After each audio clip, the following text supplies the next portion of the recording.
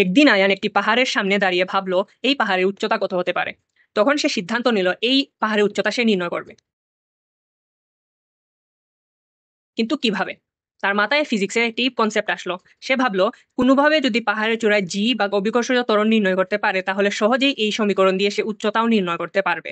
তো এই উদ্দেশ্যে সে ভাবলো হুকের দ্বিতীয় সূত্র মতে সরল দোলকের যে দোলনকাল তা অভিকর্ষজ ত্বরণের বর্গমূলের ব্যস্তানুপাতিক। তো সে একটি সেকেন্ড দোলক নিয়ে আসলো যার দোলনকাল 2 সেকেন্ড, সুতার দৈর্ঘ্য 0.9929 মিটার। সে এটি নিয়ে পাহাড়ের চূড়ায় উঠলো এবং সেখানে দোলনকাল পরিমাপ করে দেখলো 2.00156 সেকেন্ড।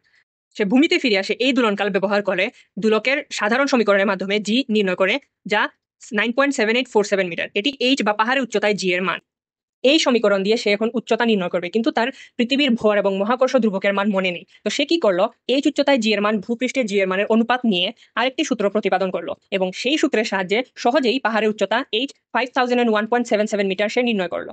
তো এভাবে একটি সরল দোলক ব্যবহার করে সে পাহাড়ের উচ্চতা নির্ণয় করে ফেললো। এবার আয়ান পৌঁছে গেল খনির গভীরতা নির্ণয়। সে তার সরল দোলক দিয়ে এবার খনির গভীরতা নির্ণয় করবে। তো খনিটি ছিল অনেক গভীর। তো সে একটি লুহা ও দড়ির সাহায্যে বেয়ে বেয়ে খনির শেষ পর্যন্ত পৌঁছায় এবং সেখানে তার দোলকের দোলনকাল নির্ণয় করে, যা 2.0073 সেকেন্ড আসে। তারপর সে উপরে আসে। এবার সে সাধারণ সমীকরণ ব্যবহার না করে এই সমানুপাতিক সম্পর্কটি ব্যবহার করে খুব সহজেই এই ডি গভীরতায় অভিকর্ষজ ত্বরণের মানটি নির্ণয় করে ফেলে, যা 9.7923 মিটার পার সেকেন্ড স্কোয়ার। তো আয়ান জানতো যে পৃথিবীকে আমরা সুষম গোলক ধরে সকল হিসাব নিকাশ করি। তো সে যখন ডি গভীরতায় নামে সে জানতো পৃথিবীর সম্পূর্ণ ভর তাকে আকর্ষণ করবে না, কারণ সে ডি গভীরতায় নিচে নামছে। যার ফলে পৃথিবীর মধ্যে একটি ছোট গোলক তৈরি হবে যার ব্যাসার্ধ হবে r-d। এই ছোট গোলকের যে ভর, ওই ভরটি আয়ানকে আকর্ষণ করবে এবং ওই ভরের প্রভাবে তার একটি নতুন অভিকর্ষজ ত্বরণ তৈরি হবে, যা আমরা এভাবে নির্ণয় করতে পারি G M r-d divided by r-d whole square. এখানে m r-d হচ্ছে ছোট গোলকটির ভর। তো সে এই ভরটি আয়তন এবং ঘনত্বের মাধ্যমে নির্ণয় করে। তারপর সে এই জি এবং ভূপৃষ্ঠের জি এর অনুপাত নিয়ে জি নির্ণয়ের একটি নতুন সূত্র প্রতিপাদন করে। তারপর এই সূত্র ব্যবহার করে সে খুব সহজেই খনির গভীরতাটি নির্ণয় করে ফেলে, যা 5028.57। তো সে তার বাবাকে গিয়ে এটি জানায় যে সে এই খনির গভীরতাও পেন্ডুলামের সাহায্যে নির্ণয় করে ফেলেছে।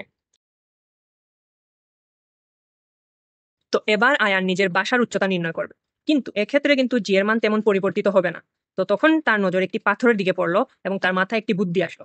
সে কি করলো, পাথরটিকে একটি সুতার সাহায্যে বাঁধলো, বেঁধে ছাদের উপর নিয়ে গেল। তারপর পাথরটি ছেড়ে দিল।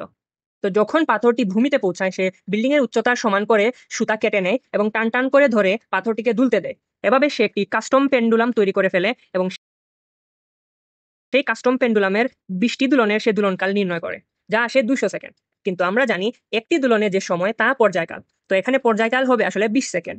তো সে সূত্রের সাহায্যে খুব সহজেই সুতার দৈর্ঘ্য নির্ণয় করে ফেলে, যা 99.29 মিটার। এবং যেহেতু সুতা ও বিল্ডিং এর দৈর্ঘ্য সে সমান নিয়েছিল, তাই বিল্ডিং এর উচ্চতা হবে 99.29 মিটার।